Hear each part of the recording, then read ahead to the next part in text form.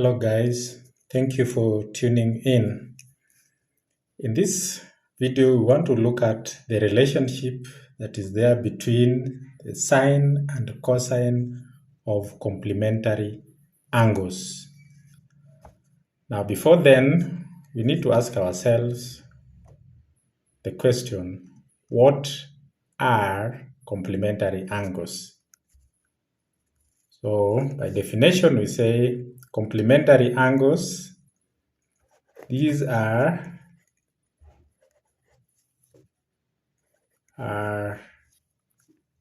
any two angles, and take note, we're talking about two angles that add up to 90 degrees. You can conversely say that these is a pair of two angles whose sum is 90 degrees. And you can give as many examples as you can. So e.g. we have 60 degrees and 30 degrees. We also have 1 degree, and if you have 1 degree, what is the complementary angle to 1 degree? Correct, you got it, 89 degrees, etc. So in this case, we say 60 complements 30, and likewise 30 complements 60. 1 complements 89 degrees, and 89 degrees is a complement of 1 degree. So it has to be a pair of angles that add up to 90 degrees. Now, we want to look at the relationship that is there between their sine and cosine. We restrict ourselves to the two trigonometric ratios.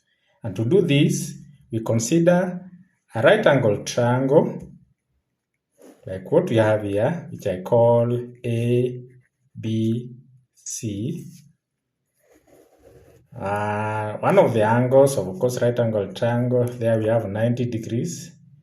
And let's have the hypotenuse being 6 units. And then the opposite, say, 3 units. And then if you go this by Pythagoras theorem, of course, the adjacent side, if this is the angle we are considering, let's say this side, of course, to be 3√3. Of course, you can work this out to get the rounded off value. But let's use it as it is this way. So if we consider this to be 30 degrees, then this will be 60 degrees. So we are saying we have 30 degrees. Its complement, if we have 30 degrees, the complement is 90 minus 30, which is 60 degrees. And that's how we get the 60 degrees here. So let's have this. Let's consider first, we take 30 degrees. Consider 30 degrees. So what is the sine? Remember, we are considering the sine and the cosine. What is the sine of 30 degrees? From our diagram here, of course, we have the right angle triangle. So we use the SOHCAHTOA. You remember SOHCAHTOA.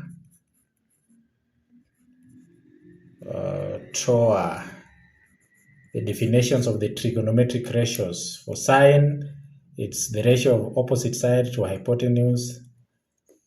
Cosine, adjacent side to hypotenuse. And then tangent, the ratio of opposite side to adjacent. So sine 30 in our case here, this is 30 degrees. The side opposite 30 degrees is 3.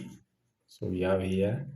And then the hypotenuse, the longest side of the right angle triangle, in this case is 6, which you can simplify to half. Now let's consider now cosine. Remember, we are talking about the relationship that is there between the sine and cosine of complementary angles. So if we used sine 30, now the cosine of its complement, 60 degrees. So let's come to our diagram again. For cosine, now 60 degrees is here. Now we know by definition cosine is adjacent over hypotenuse. So the side adjacent to 60 degrees is 3. And the side, the hypotenuse, of course, is common for all the angles here, is 6, which is a half. So what do you notice? Sine 30 and cosine 60. Remember 30 and its complement, or 60 and its complement 30. Their sine and cosine are equal. Okay? If on the other hand, instead of looking at sine 30, we chose cosine of 30 degrees. Now let's come to our diagram. We have 30 here. Cosine by definition is adjacent over hypotenuse. Adjacent. Now adjacent side to 30 is 3 root 3. And the hypotenuse, of course, remains 6. Now this we can simplify to root 3 over 2. Now we took cosine of 30. So in this other case, we now look at sine of 60, the complement. Now what is sine of 60? From our diagram here, now we have 60 here. And by definition, sine is opposite. Now the side opposite to 60 is what we have here. Root 3, that is 3 multiplied by 3, over hypotenuse, which is 6. Now this can simplify to root 3 over 2. Again, what do you notice? Cosine of 30, root 3 over 2. Sine of 60, 60 being the complement of 30, we have root 3 over 2. So what can we conclude here? From the two cases that we've looked at here, we can conclude that therefore the sine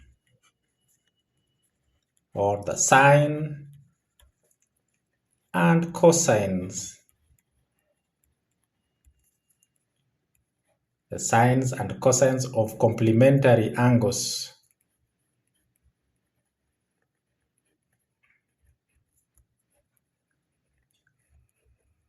are equal. And again, this is true.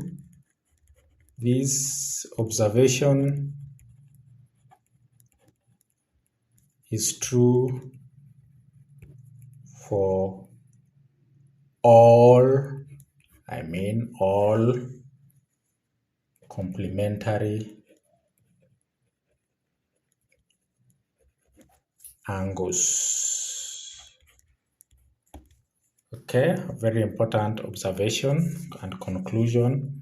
So like in this case, we are saying that, i.e., if we have, like we have talked about 30, we are considering 30 and 60, we are saying that sine of 30 degrees is equal to cosine of 60 degrees. Okay, if we add like 1 degree, so even we can talk of, and alternatively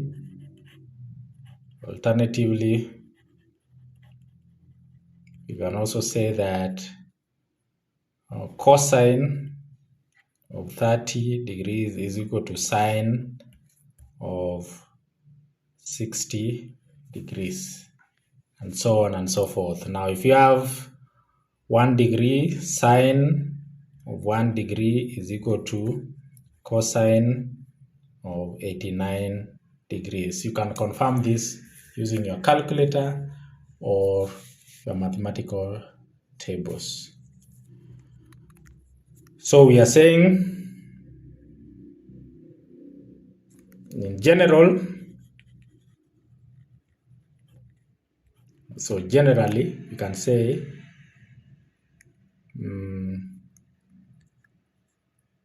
if theta is acute, is an acute angle, then its complement is given by 90 minus theta. And we have seen and sine theta is equal to cosine of 90 minus theta. Okay? Or the statement still is the same thing, or also we can say that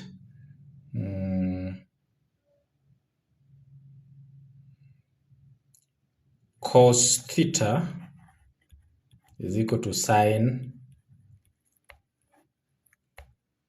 90 minus theta. So condition is that the two angles are complementary. Good. So this is the conclusion. So what we are taking home is that the sine and cosine of complementary angles are equal. So if you know the sine, for instance, of an angle, say like 55 degrees, if you know its sine, then automatically you get to know the sine of angle 35 degrees. 35 being the complement of 55 degrees. Thank you for your time. Now, I request you to subscribe if you haven't subscribed. Please leave a comment, give a thumbs up, you can like, and also share this video with your friends. Bye bye, and thank you for watching. Let's meet in the next clip.